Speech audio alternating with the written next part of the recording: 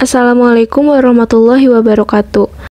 Kembali lagi di YouTube channel Lerdo Sejarah. Mataram kuno diperkirakan berdiri pada abad ke-8 di Jawa bagian tengah. Kerajaan ini sempat dipimpin oleh dua dinasti, artinya terdapat dua wangsa atau keluarga turun-menurun yang memimpinnya secara bersamaan. Dinasti pertama adalah dinasti Sanjaya yang beragama Hindu. Sementara yang kedua adalah dinasti Shailendra yang bercorak agama Buddha. Meskipun begitu, kedua dinasti diketahui memimpin berdampingan secara damai.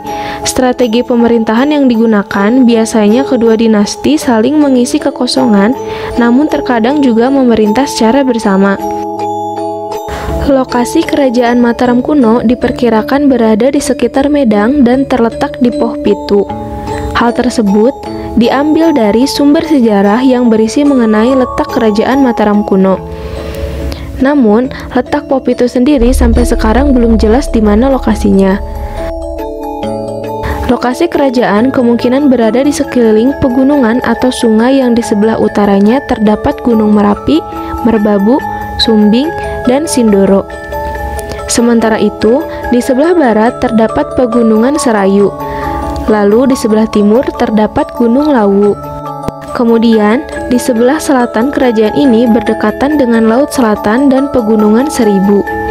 Perihal sungai yang berada di sekitar sana meliputi Sungai Bogowonto, Elo, Progo, Opak, dan Bengawang Solo. Jadi intinya, letak Mataram kuno diperkirakan berada di Jawa Tengah di antara Kedu hingga Prambanan. Sementara itu, lokasi pastinya sendiri memang belum dapat ditentukan dengan jelas. Sistem pemerintahan kerajaan Mataram kuno terhitung unik karena terdiri dari dua dinasti yang memiliki perbedaan dalam pandangan agama, namun tetap dapat saling berdampingan memimpin rakyatnya. Tentu saja hal tersebut tidak tercipta dengan sendirinya.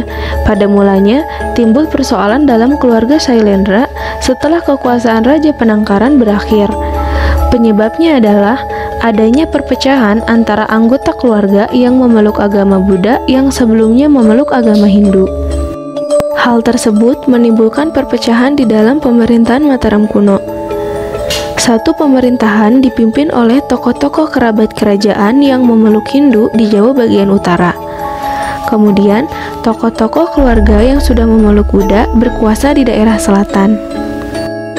Meskipun begitu, perpecahan keluarga Shailendra tidak berlangsung lama.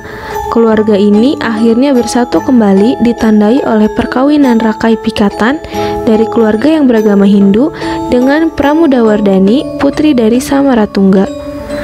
Perkawinan tersebut terjadi pada sekitar tahun 832 Masehi. Akhirnya, kerajaan Mataram kuno bersatu kembali di bawah kepemimpinan Raja Pikatan sebagai dui pemerintahan yang damai. Raja yang paling terkenal dari kerajaan Mataram kuno adalah Sanjaya. Sebelum Sanjaya berkuasa di Mataram kuno, Jawa sudah dikuasai oleh Raja Sana. Dalam prasasti Canggal disebutkan bahwa Raja Sana telah digantikan oleh Sanjaya. Raja Sanjaya adalah putra dari Sanaha yang merupakan saudara perempuan Raja Sana. Sementara itu, dalam prasasti Sojomerto yang ditemukan di desa Sojomerto, Kabupaten Batang, disebutkan nama Dapunta Shailendra yang diperkirakan berasal dari kerajaan Sriwijaya dan menurunkan dinasti Shailendra yang berkuasa di Jawa bagian tengah. Kesimpulannya, Dapunta Shailendra diperkirakan yang mengangkat Sana sebagai raja di Jawa. Tampaknya terdapat hubungan erat antara Mataram kuno dengan Sriwijaya yang belakangan akan menguasai Laut Nusantara. Mulanya, kehidupan agama Mataram kuno didominasi oleh agama Hindu. Namun, setelah Raja Sanjaya wafat, ia digantikan oleh putranya bernama Rakai Panangkaran. Raja Panangkaran mendukung adanya perkembangan agama Buddha di kerajaan ini. Dalam prasasti Kalasan, ia memberikan hadiah tanah dan memerintahkan untuk membangun candi untuk Dewi Tara dan sebuah biara untuk para pendeta agama Buddha. Tanah dan bangunan yang diberikan oleh Panangkaran tersebut berada di sekitar Kalasan.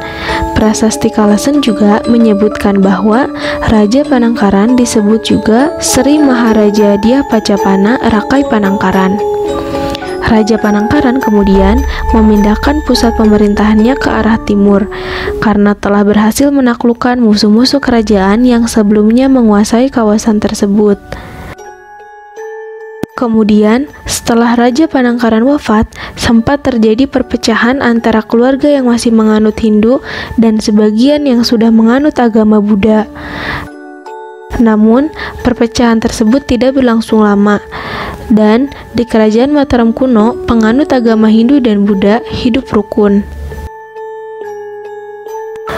Kehidupan sosial masyarakat di Kerajaan Mataram kuno sudah teratur, terlihat dari sikap gotong royong mereka saat membuat candi bersama. Sikap toleran di antara masyarakat sangat baik, terbukti dengan adanya dua aliran kepercayaan yang berbeda, tetapi mereka tetap bisa bersosialisasi.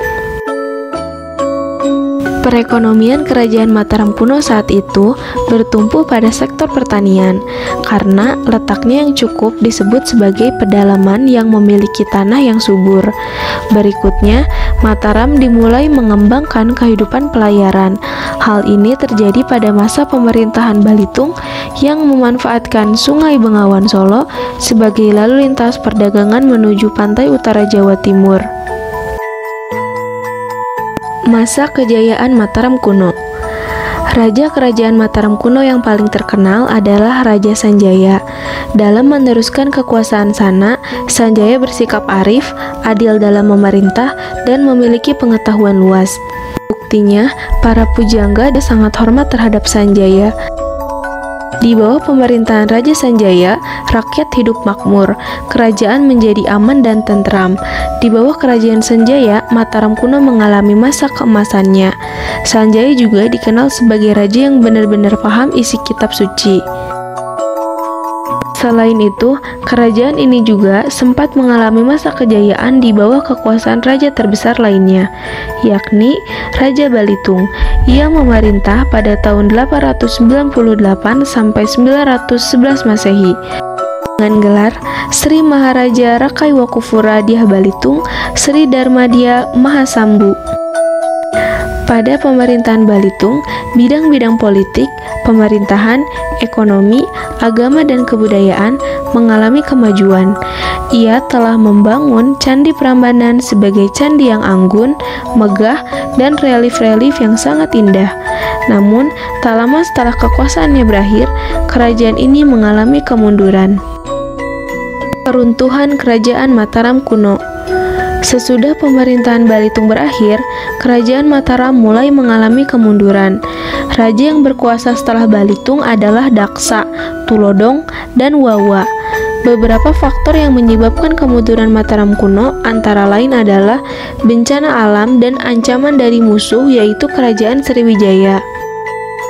Awal mulanya adalah terjadi perpecahan lagi dalam Kerajaan Mataram kuno tak lama setelah Samaratungga wafat.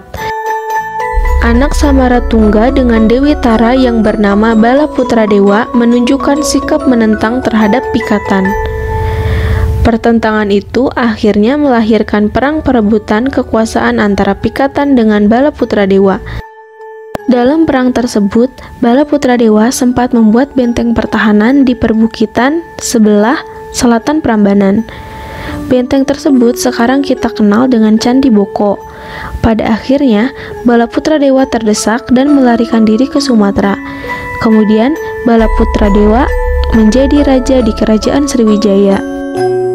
Pertentangan di antara keluarga Mataram yang terjadi dari Balaputradewa dan Pikatan tampaknya terus berlangsung hingga masa pemerintahan Empu Sindok pada tahun 929 Masehi. Kerajaan Sriwijaya tak henti menyerang Mataram kuno hingga Empu Sindok terpaksa memindahkan ibu kota kerajaan dari Medang ke Daha, Jawa Timur, dan mendirikan dinasti baru yaitu dinasti Isyana Wangsa. Pertikaian berhenti pada masa pemerintahan Airlangga yang bahkan sempat membantu Sriwijaya ketika mendapatkan serangan dari kerajaan Kola Mandala dari India. Pada tahun 1037 Masehi, Airlangga berhasil mempersatukan kembali daerah-daerah yang pernah dikuasai oleh Dharma Wangsa, meliputi seluruh Jawa Timur.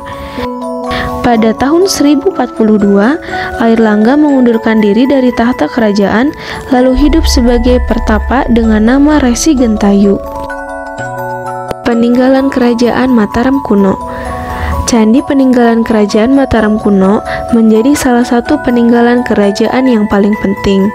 Namun, karena pada dasarnya kerajaan ini terdiri dari dua dinasti yang terbagi menjadi keluarga Hindu dan Buddha, peninggalannya pun terbagi menjadi Candi Hindu dan Candi Buddha.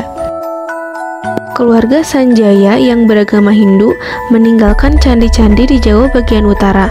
Candi-candi tersebut meliputi kompleks candi di Pegunungan Dieng dan kompleks candi Gedong Songo. Candi-candi dalam kompleks Candi Dieng menggunakan nama-nama tokoh pewayangan seperti Candi Bima, Puntadewa, Arjuna, dan Semar. Sementara itu, keluarga yang beragama Buddha meninggalkan candi-candi seperti Candi Mendut, Ngawen, Pawon, dan Borobudur. Candi Borobudur diperkirakan mulai dibangun oleh Samaratungga pada tahun 824 Masehi. Pembangunan Candi Borobudur kemudian dilanjutkan pada zaman kekuasaan Pramudawardhani dan Pikatan. Sumber sejarah Kerajaan Mataram kuno adalah beberapa candi-candi yang ditinggalkan oleh Kerajaan Mataram kuno, termasuk dua yang paling terkenal, yakni Candi Borobudur dan Candi Prambanan. Nah, pembahasan tadi adalah tentang sejarah Kerajaan Mataram kuno. Terima kasih yang telah menyaksikan, semoga bermanfaat. Jangan lupa like, komen, share, dan subscribe. Sampai jumpa di video selanjutnya. Wassalamualaikum warahmatullahi wabarakatuh.